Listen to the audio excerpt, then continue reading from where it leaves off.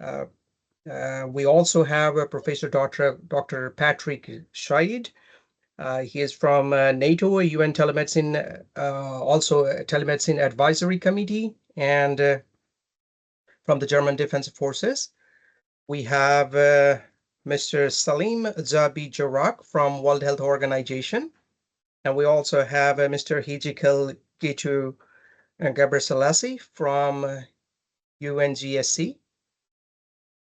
We have divided this session into 4 thematic sessions, and it would be followed by a live question and answer session. So we really encourage the participants to engage and ask questions and to take advantage of these panel members on the relevant topic of telemedicine. Before going into the deep agenda, I'd just like to highlight a couple of housekeeping things. We have a very engaging, we will have probably very engaging audience. We would request you all to post the questions in the chat, or if you'd like to turn on your microphone, please raise your hand, and we should be able to enable that. We will take most of the questions towards the end of the session, so we have a dedicated time for that. You can ask the questions directly to the panel members, or once they will be posted in a chat, they might be curated for some clarity. And talking about telemedicine program, this is a broader initiative, that is directly linked with the initiatives of UN 2.0, or forward-looking United Nations, that's driven by digital technologies and data. The program was formally introduced on a pilot mode in 2021 under the framework of a triangular partnership program that brings together the UN Secretariat, troop contributing countries, and the member states that are interested in the collaboration to enhance the safety and security of the peacekeepers at the beginning, but broadly to the UN personnel who are deployed on different peacekeeping missions. As of now, the project has the footprint in several missions, and we have introduced various technologies, introduced processes. We have collaborated with various interested member states, including the World Health Organization, and we're exactly at a point where we're striving to mainstream telemedicine services for mission support. And this forum is an opportunity to discuss and to engage with the UN Secretariat, as well as all other global collaborators from all academic institutions, also from the technology manufacturers and the distributors, and also from other interested UN agencies who share a common vision of integrating telemedicine and digital health technologies into their workflows. So without speaking much, now I would like to go into the first segment of this session. And our first speaker is Dr. Sophia Oteng, who is a clinician by training. She has tremendous experience at the UN headquarters and also at the UN field missions. Prior to her role at the UN headquarters, she was based in various UN missions, most recently in capacity of Chief Medical Officer in Central African Republic, UN mission. And Dr. Sophia also heads the clinical governance section and is an important, protagonist in driving the UN telemedicine pilot project. And the session she will speak to is about the justification or the business case of telemedicine and why at first the UN Secretariat should be engaged in telemedicine activities.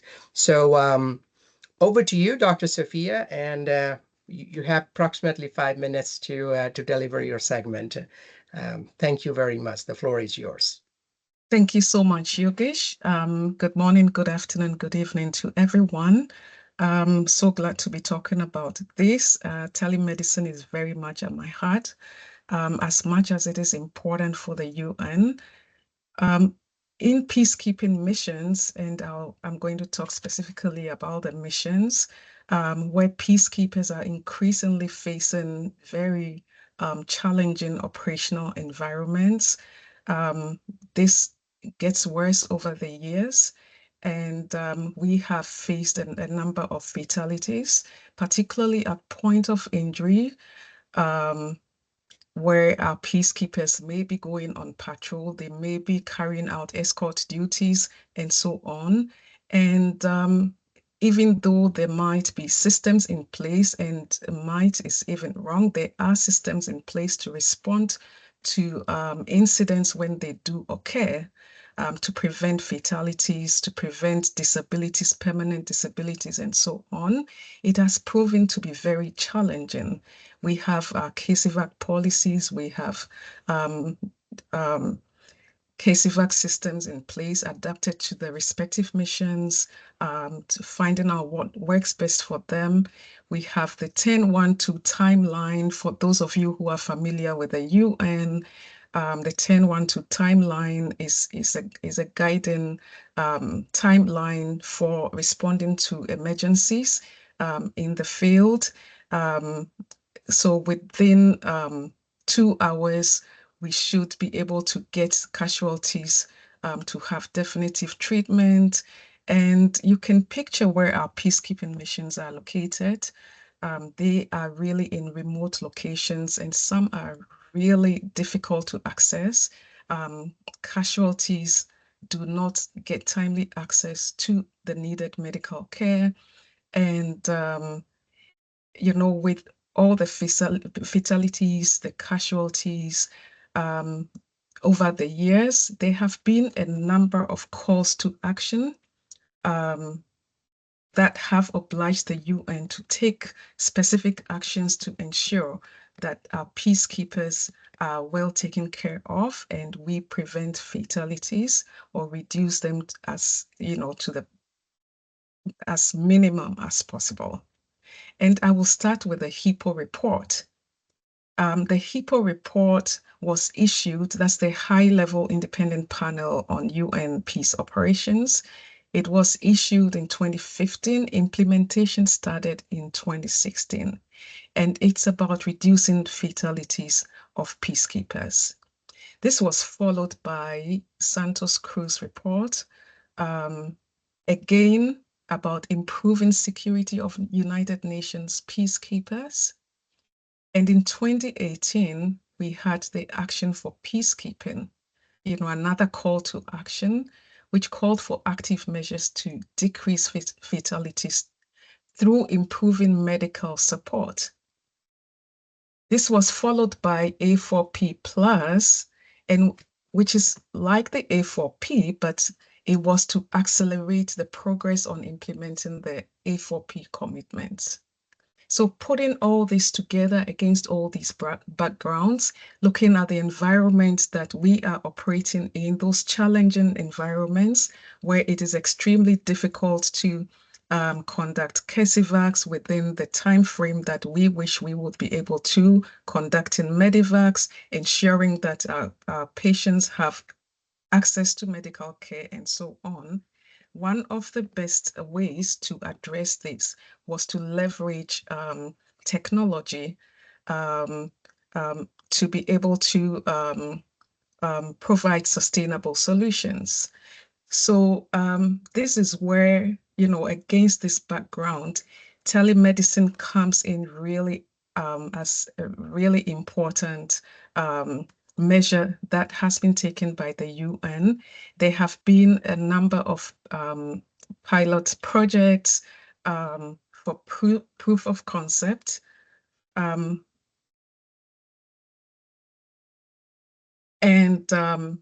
we are still in the pilot project, but we have really come a long way.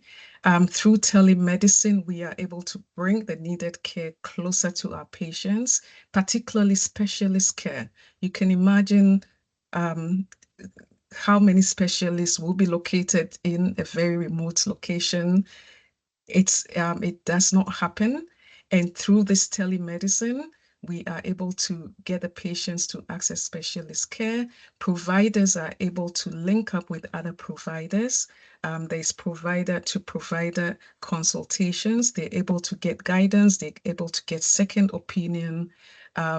We are able to link casualties from point of injury to needed care, and with a provider to provider, we have been able to establish the cross-border telemedicine where we are working with two member state hospitals. We might go into that along the line. So this is helping us a lot. We have access to all kinds of specialties through this. We had the telemonitoring during evacuation, which we were implementing in MINUSMA, which closed down. And currently we are working on the proof of concept for remote surgical support and guidance, which is currently being implemented in UNMIS. So yeah, these projects will gradually be mainstreamed. That is our target, to have all these mainstreamed in our usual activities to become business as usual and to help prevent fatalities, to prevent disabilities and permanent disabilities, particularly of our peacekeepers. And with this, I will stop for now. And yeah, once we are through, we will deal with the questions that will come out where we need to elaborate some more. Thank you very much. And Yogesh, back to you. Thank you, Dr. Sophia, for insights on that why UN Secretariat is interested and invested in telemedicine initiative. You touched upon a lot of points and the diverse use cases of telemedicine, right from point of injury and incident to telemonitoring during CASEVACs, and ultimately providing a specialist coverage in the mission context. I'm sure many people in the audience would love to ask questions, but as we are a little bit tight on timeline, we would request our audience to hold the questions for some time or to post them in chat, and we will have an opportunity to come back when we are done with the presentations. So once again, thank you very much, Dr. Attain. Now we would go to the second segment of our session, and our second speaker is Lieutenant Colonel Professor Dr. Patrick Said. He's also chair of the NATO COMED's telehealth panel. He's also a member of the UN Telemedicine Advisory Committee, and he also served as an expert of digital health and telemedicine expert in 2024 for the UN Secretariat. Dr. Said has a vast experience in military and operational context, and also in the academic space in telemedicine and digital health. And the session that he will be covering will be mostly focused on the role of telemedicine and digital health in the context of mission support, and this certainly articulates with the big picture of the digital and the data. So please join me in welcoming Professor Dr. Said. The floor is yours. Thank you very much. So thank you, Yogesh, for this kind introduction. Yes, please, could you upload the first slide? Slides? Yes. Sure. Very good. So yes. Yeah, you mentioned all that before. So yeah, just a kind of experience that I have over the years. And the next slide, please. So just to bring you in the picture, in the international context of military medicine, telehealth or telemedicine has already been used for many years. So telemedicine is not new. Nowadays we call it even telemedicine, the old school telemedicine, when we talk about teleradiology or teledermatology or telepathology, or we call it in Europe, we call it telemicrobiology. So, but everybody was following the motto exportation of the expertise instead of the exportation of the experts. And when you go to UN missions, it is always then the transport of data and experience from the level 2 or 3 to the level 4 medical treatment facilities or hospitals. For us in NATO, it is very important to have standardization, implementation, training and installation, standardization, and scientific evaluations and re-evaluations are inevitable and necessary when implementing telemedicine applications, whether we do it nationally, so a NATO nation, or for multinational purposes together with the affiliates or with the allies.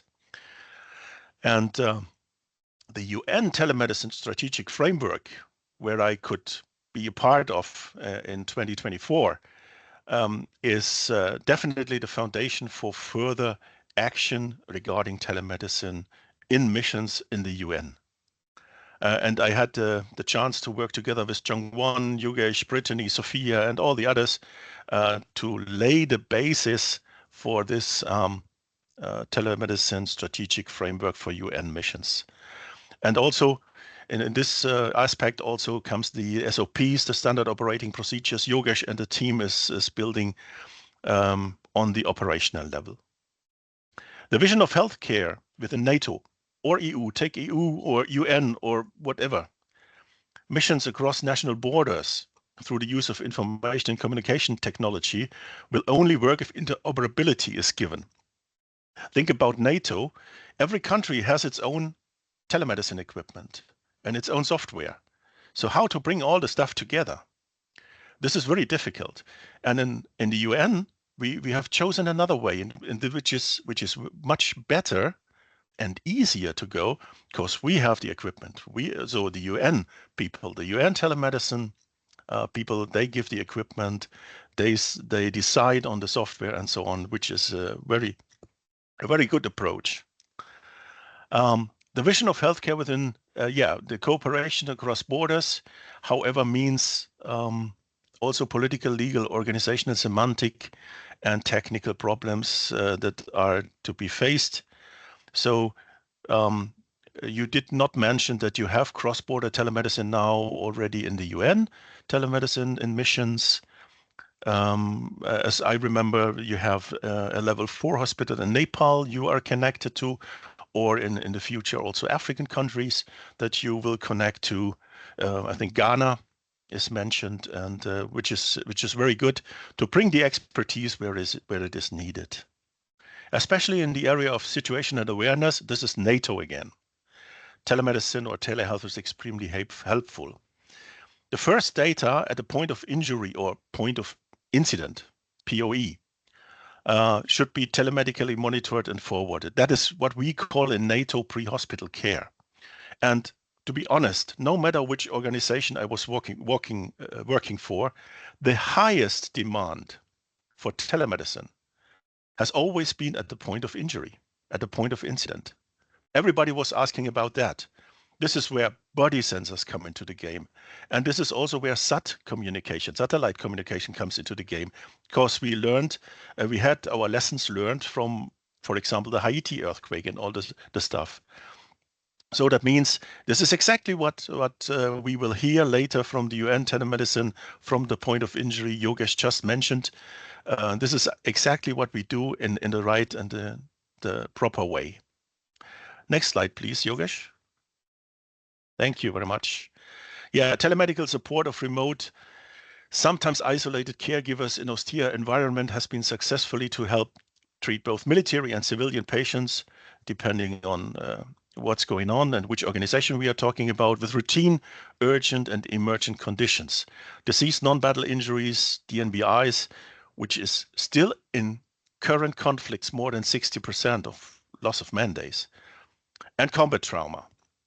So absolutely on the right way. The same support helps to avoid unnecessary evacuations.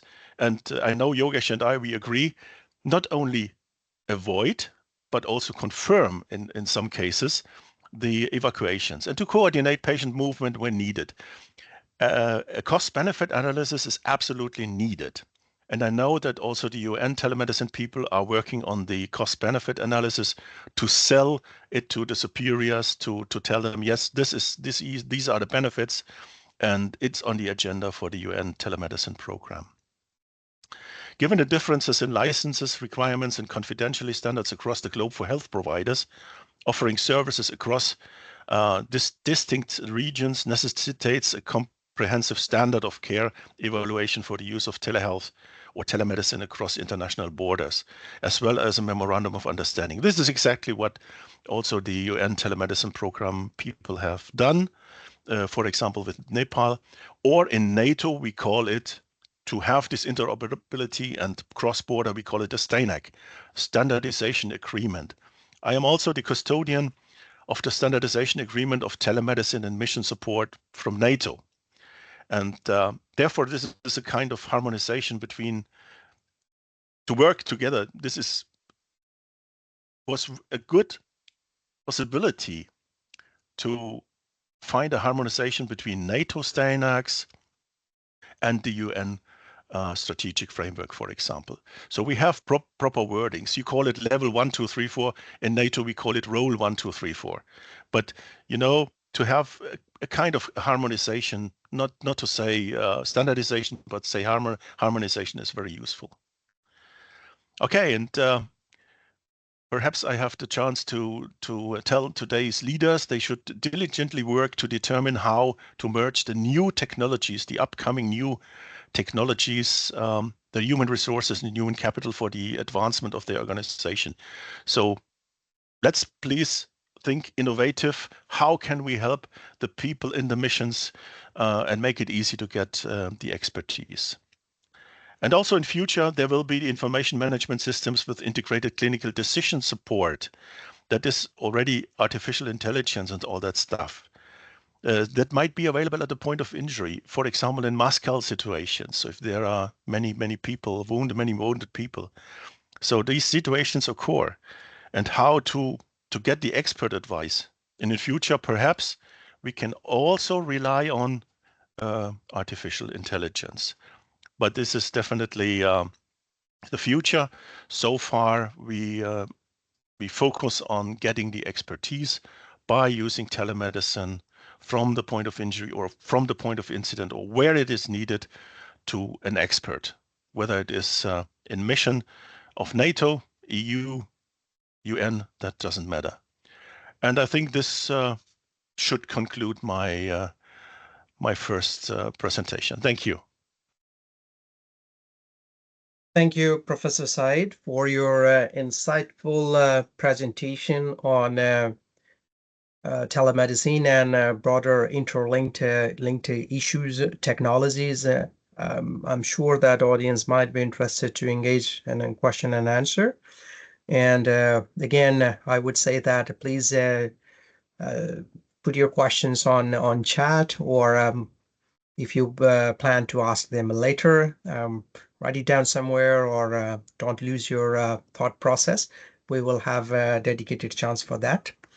Now I would like to go into the third segment, and our next speaker is Salim Azabi Jorak from the World Health Organization. Salim is the Digital Health and Innovation Technical Officer, and he has a focus on driving digital transformation and global health, advancing telehealth initiatives. He had tremendous experience with digital platforms, cross-stakeholder collaboration, including cross-border telemedicine initiative. Salim was instrumental in founding WHO's internal innovation program and developing a global digital health inventory solution to enhance the allocation of health investment. So we have so far enjoyed the collaboration with the WHO and the capacity of telemedicine advisory committee member. And Salim will now speak on the broader thematic area of digital platforms, solutions when it comes to implementation of telemedicine and broader initiative in the framework of humanitarian setting or when it involves multiple stakeholders. So Salim, the floor is yours.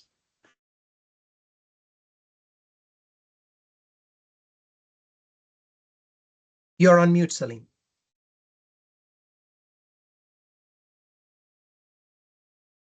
Okay, the slides were showing properly. I was just on mute. I was asking if the slides were showing properly. Yeah, so it's all good now. Thanks. Thank you. Thank you. So as mentioned, like I think you guys presents about talk about me like properly. I'm like part of the Department of Digital Health and Innovation. Like our main role is to enable member states to advance their digital health transformation. That is happening. Most of member states are like moving towards like a transformation that we see, but like it needs to be kind of guided, and there is always all the roads. I like the saying that like all the roads goes to Rome, but not all the roads go to Rome with the same speed. So maybe we can get them to the road that goes faster. So quickly here, just want to do like a little bit of a umbrella about like what we are doing at WHO and how we execute. This is our umbrella of execution. So, and it was extended in WHO during the World Health Assembly just that happened in May. So there is we are like guided by the Global Strategy on Digital Health that runs now from 2020 to 2027. And would like to like kind of highlight the strategic objectives that are guiding implementation of digital health, and telehealth is like as well within the scope of what we see here. So like to guide member states and to execute in a way that is like in a better way. So we focus on like having a good global collaboration. I think this is happening already during this meeting. Advance the transfer of knowledge between digital health. That's one of the objectives. We do focus on helping member states to implement their national digital health strategies, as well like the governance aspect at the different levels, so global, regional, and the national level. And last but not least, I think it was mentioned as well before, people-centered health systems enabled by digital health. So that's like a guiding principles that we always come back to whenever we provide with any tools or any products. So under this under the like the initiative, the strategy is just as I mentioned, there is like an execution. I would say like the executive strategy solution or initiative that is global initiative on digital health guide that have like 4 pillars. The 4 pillars are here to enable the strategy to happen. And I want to focus today quickly, like just to mention them. So there's a country tracker to escalate like what are the needs. To WHO and to different partners to execute like enhancements. We have the resource portal with like resources that can be provided and so on. Transformation toolbox, I'll come back to that after, and then convening and knowledge exchange. So this is the 4 pillars that we use that like are like the executive part of the strategy, and then we allow the strategy to happen through this like to this initiative. Just to mention, so under telehealth like products that we have and transformation toolbox, we have like the global telehealth community of practice that represent like a community of practice that brings national to the global level to discuss and bring like strengthening like a different aspect of telehealth. The monitor, global digital health monitor, this is to show where we are at and the member states where they are at and what they need to advance. And it's using the WHO ITU 7 blocks framework that we have. And then the digital health atlas, the inventory that I've mentioned by Yogesh. So that's allowing to like a landscape and see where we are at in different within different member states to allow them to strategize and be able to say, okay, what needs to happen and monitor their strategies in telehealth and so on. Quickly, key products, and I would like to mention the ones that are important here. So we have the telehealth, for example, the different regions are like providing products that are important. So like, for example, Euro provided with telehealth quality of care tool. It's like a self-assessment framework by WHO to improve the safety, effectiveness, and patient centeredness. There is a support tool for strengthening like telemedicine that's provided by Europe, WHO Europe. It's a framework for assessing telemedicine readiness, strategy, managing organizational like aspects, and so on. We have the WHO ITU, global standard and accessibility that was developed by in collaboration with ITU, as mentioned, and it's like a joint product that allows like this is to not leave anyone behind, and this is important to do. So allowing to like have a standard defining essential accessibility requirements for like screen readers, compatibility and caption and so on. And last but not least, I would like to mention the Consolidated Telemedicine Implementation Guide, which is like a roadmap outlining like the key domains, and then like step by step to execute like an implementation of telemedicine within the member states or within like the implementers. Yeah. Quickly, want to mention one more thing that like WHO have done, which is like a role that is important, is to put like a trust network that allows to kind of like the member states to share information in a trust manner, and this is have been used to distribute like keys and so on to like what we call like a private public key, allowing like countries to share data and so on. So that's something that we can enhance. This is already in place, but we can provide more to like allow like telehealth to happen at the cross-border level. One thing we're working on, and then maybe it's going to be my last point, it's about the cross-border challenges and like how to solve them.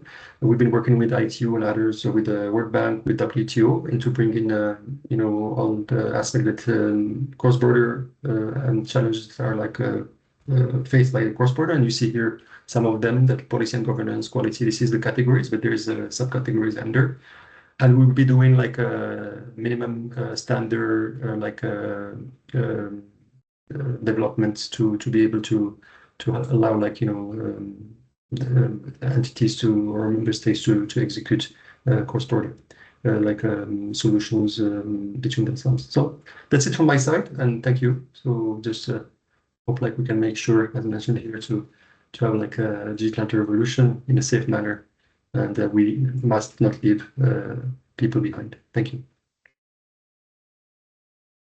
Thank you, Salim, for your insightful talk. And I'm sure that audience might have some questions around the topics that you discussed and also around some implementation toolkits, which are very relevant.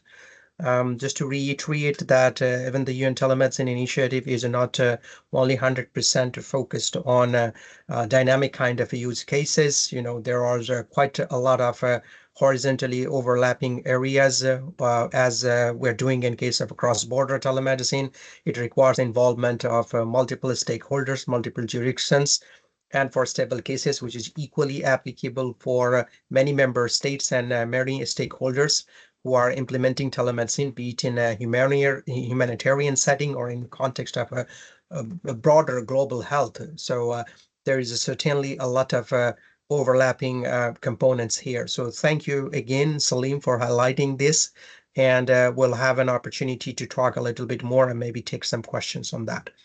So in the interest of time, I would like to go into the next segment of today's webinar, which is actually a live demonstration, a virtual demonstration. And our next speaker or a panelist is my colleague, Hijikil Gabriselassie.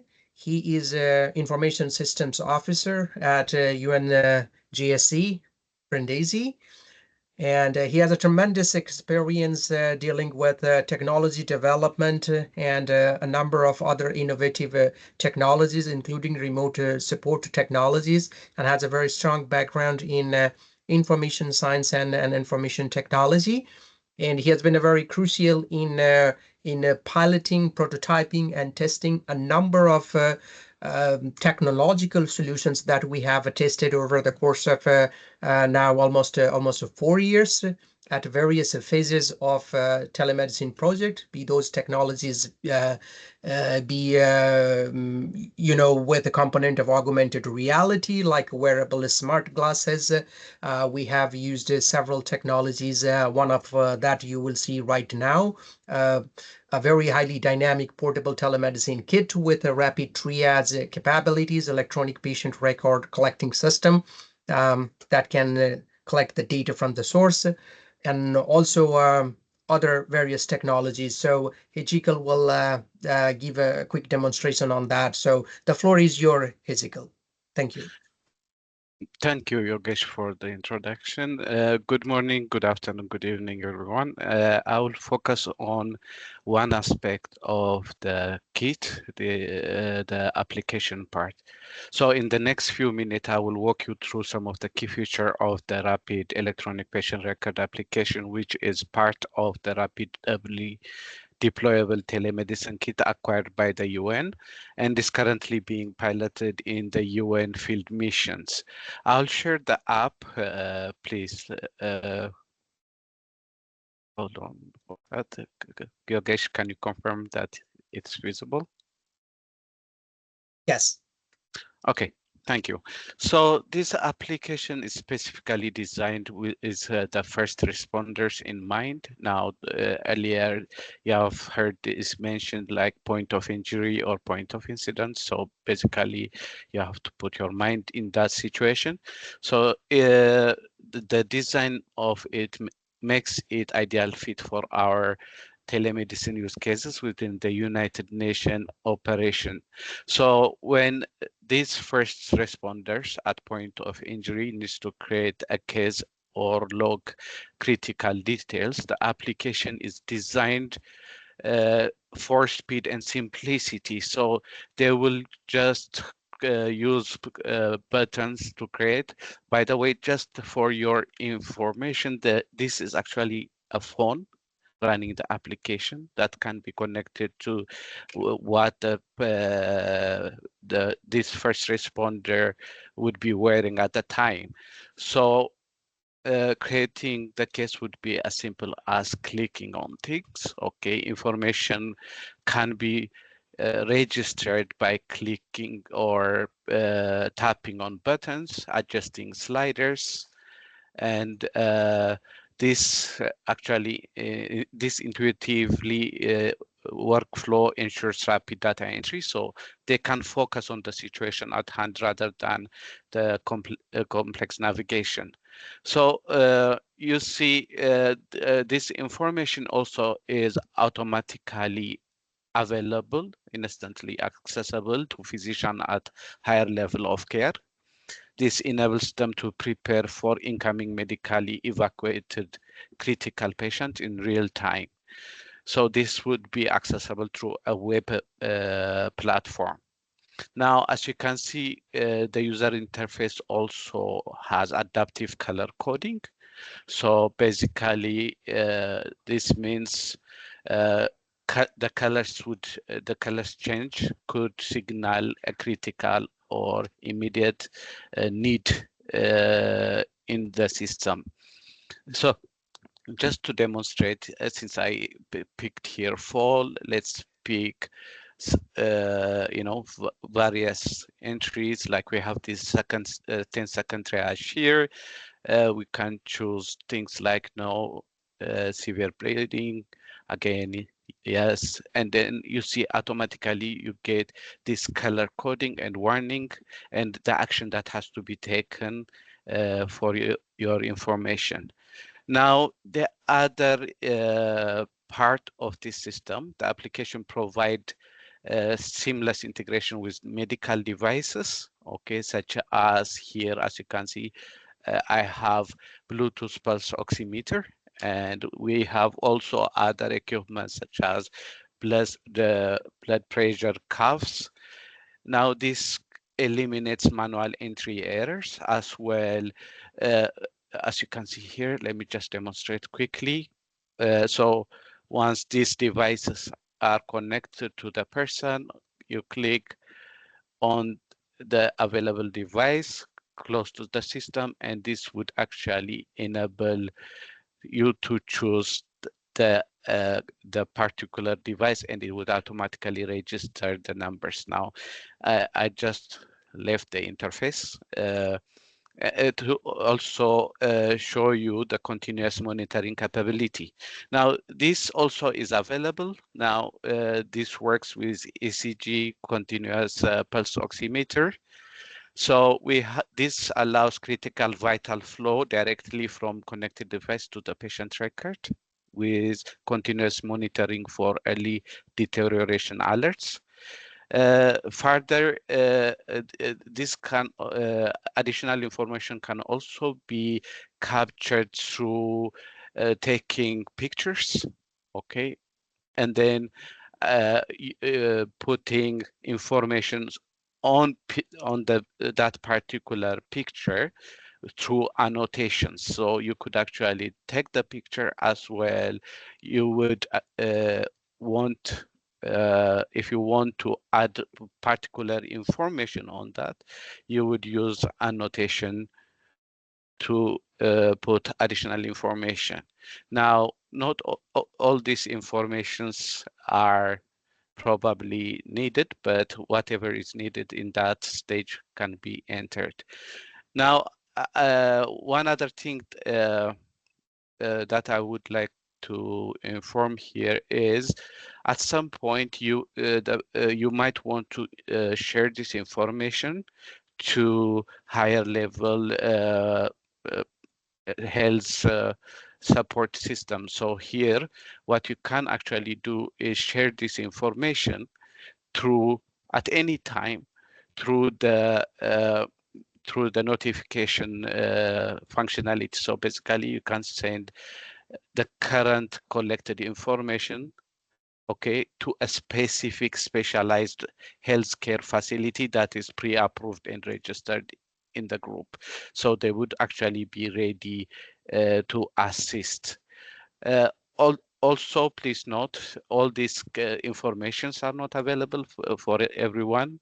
So basically, if there is a first responder, there is a limited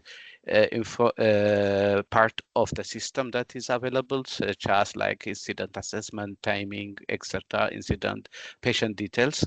But of course, if it's a medical doctor, fully qualified medical doctor, they would also have access to ample here injury information, treatment, intervention, medication kind of detail. So this is pretty much the, I mean, an intro to the application in general. So I would give back the floor to Yogesh. If there is any question, I'm available to answer them. Thank you, Hezekiel, for your quick demonstration. We understand that it might be a little bit overwhelming in the interest of a limited time. In order to create a proper case, we need more time. But just I think there is a good idea that how the system is expected to generate the digital medical data, no matter where it is. If we have any GSM connectivity, that's fine. If not, any internet over satellite need to be provided, depending on many of the locations where UN operations are happening. You know, we have been successfully deploying this in South Sudan, in Central African Republic, and very soon this will be expanded to the missions like UNDOF, UNSOS, UNISFA, UNSMIL, and MINURSO.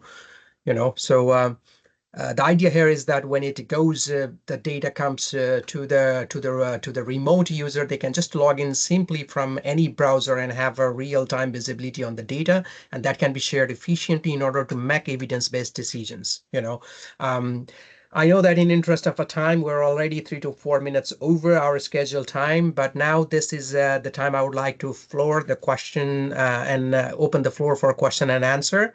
I really encourage our audience to ask a question to our distinguished panelists. You can also post them, or if you would like to turn on your microphone or camera, please raise your hand and we'll go in the order. So yeah, I don't see any hands up as of now. Any questions? Yogesh, there's one question in the chat about the application. How many cases can be uploaded? Okay, so how many cases can be uploaded? Hijikal, would you like to take on that question? There is no limitation to it, in a sense, like how many cases the person can handle at point of injury, because these are individual devices given for a specific first responder. that is actually entering the data. At the back end, of course, we have a database system and other system that is supporting it, backend system. So this system is acquired by the United Nations to support such kind of environment. Thank you, Ezekiel. One of the applications when we were conducting some exercise was that when you have, for example, multiple mass casualty incidences or something, then the first responders on the ground might struggle to prioritize which patient. So in that case, this application might be very, very, very helpful. So yeah, the straightforward. There is no issue with the number of cases. So there is another question regarding does the data link to the EarthMed? Yeah, okay. So this is thank you, Dr. Sasi Kumar, for this question. Maybe I can direct this question to our panelist, Dr. Sophia. So I'm happy to complement it. But Dr. Sophia, would you like to speak something about use of EarthMed in this case? Yeah, sure. Along the presentations, there was something about interoperability, and it's something we take very seriously in implementing the telemedicine initiatives here. And of course, EarthMed is the database that we are using in the UN, and whatever platform we introduce, we want to make sure that it can speak to EarthMed. And therefore, we have been working on this to ensure that we can have data in EarthMed. So yes, we have been, we are working on that. And even in planning, right from the planning phase, agreeing on what data to be collected and so on, we immediately linked up with our EarthMed specialists, and we have made sure that the data that we collect can speak to EarthMed. And so we have taken that into consideration, and that is possible. From the technical side, I will hand over to the CITS people. But yes, there is interoperability with EarthMed. Thank you, Dr. Sophia. Okay. And just to further crystallize that comment that at the pilot phase, there are some still a manual process, so direct interoperability is yet to be established, but that's the part of the broader plan. Right now the workflow has been adapted in a way that ultimately data ends up in EarthMed. Thank you. I can see another question there from Minuska. Minuska Nepal Med. Are there any specific protocol we should focus on? I believe this is mostly about the protocols or the SOPs related to the telemedicine implementation. So again, maybe Dr. Sophia, if you would highlight the requirement of the processes and the protocols. Yes. I think I'll like to state that the protocols we have, yes, they are still in draft form just because they have not been signed, but it is in implementation. And it's important to note that whatever we have put in place is in line with WHO requirements. So there's consistency. You wouldn't find anything that deviates, as well as being in line with the medical. So when it comes to, let's say, confidentiality, being able to transmit data and so on, we follow what is in the medical support manual, what we have in our confidentiality SOP, the guidelines that WHO has put in place that is applicable to what we do and applicable to the missions, because of course WHO does global implementation and we are focusing on field missions for now. Yes. Am I leaving something out, Yogesh? No, I think you covered pretty much. Yeah, broadly, yeah. But I'm not sure specifically. Maybe you want to elaborate a bit on the question. I'm also trying to understand the question to see exactly what you're trying. Okay. So it looks like I've answered the question. But Yeah. feel free to reach out if you want any specific, there's anything specific additionally that you need. Thank you. Thank you, Dr. Sophia. And maybe for the internal UN audience, I would like to highlight is that the forum is not specifically to discuss our specific use cases and the SOPs and things, but we do understand that there is a very established role of the processes, and that's why we are putting a lot of a focus on those processes rather than only focusing on the technology throughout the course of pilot implementation, if we can say that. Thank you. I'm seeing a question here in the chat by our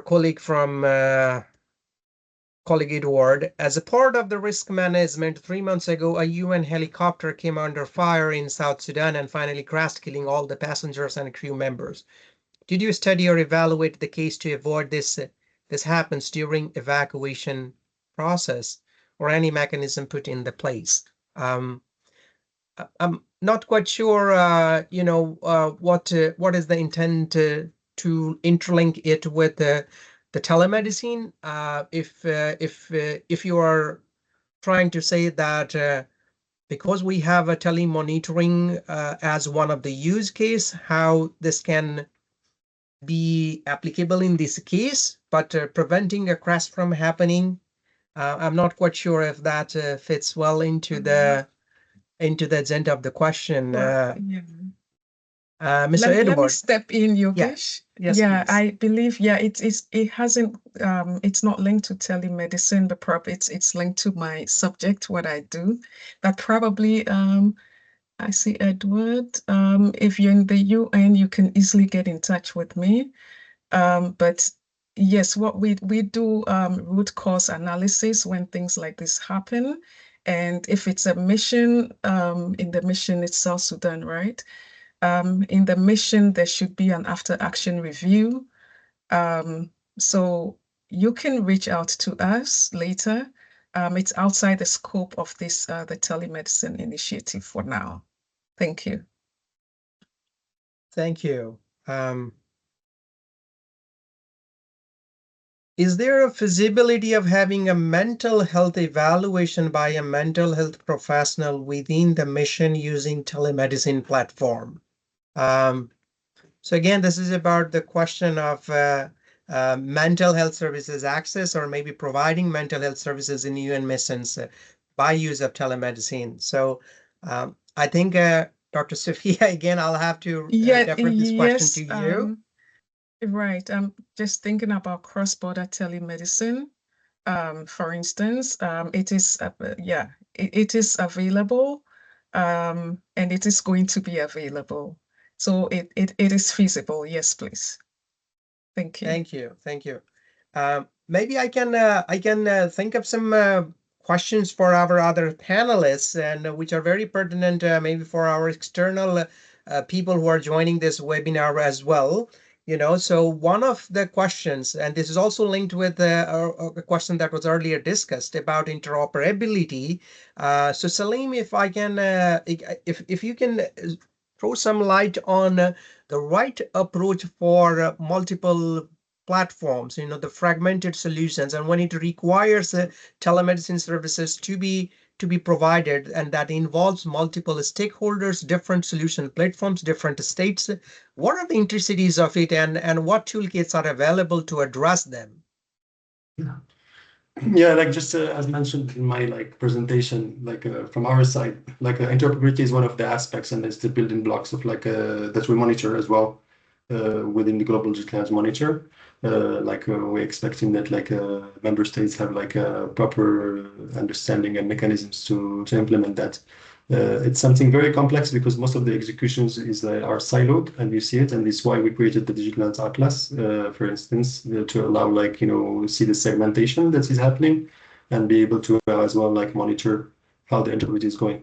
Just to mention, like in one of my slides, I defined as well like the different categories and challenges that we mentioned, but interoperability is not the only one that needs to be tackled. It's like policy governance aspects are very important as mentioned. There's a technology aspect which is like the interoperability, like all the aspects of like data security and so on. And privacy and so on, but like policy and governance is something that needs to be executed, and that like as well have like an impact on the interoperability aspects and so on. So just one thing to add maybe is like that I didn't show during the meeting, during the slideshow, because it was like just 5 minutes, is like that we have as well put in place a kind of what we call smart guidelines. You can have a look. I will put the chat in the chat later. What it is like, it allows to bring a product from like a guideline, from like a narrative to like an executable like product software, and that allows to have like a proper guideline execution and easy to kind of put together by the implementers. So yeah, I hope I answered more or less the question. But yeah, interoperability is definitely like a topic that is always tackled and is important to engage on with the different stakeholders. Thank you, Salim, and we would love to keep this ongoing, but we're already 5 minutes over time, and for sure the content that were discussed will be shared with everyone and participated, and we encourage you also to collaborate with us, and any questions or comments are, if there are there, to the panelists also, their contacts would also be shared, and also to the telemedicine program. We'll certainly help to facilitate. I think we met the objective of this session, and by fostering collaboration between different stakeholders. Once again, a fantastic turnout, and many thanks to our distinguished panelists, and most importantly to our audience, because you are the main people who made it a success. So thank you very much once again, and I wish you a wonderful rest of your day or evening. Thank you very much. Thank you. Bye. Thank you. Bye. Thank you. Bye.